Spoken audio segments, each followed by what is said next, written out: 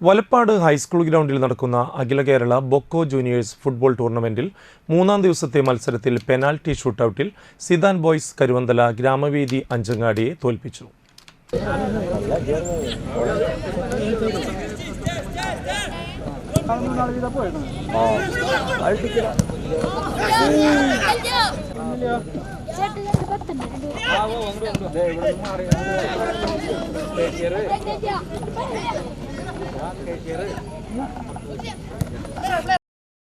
നാട്ടിക പഞ്ചായത്ത് അംഗം പി വിനു കളിക്കാരെ പരിചയപ്പെട്ടു.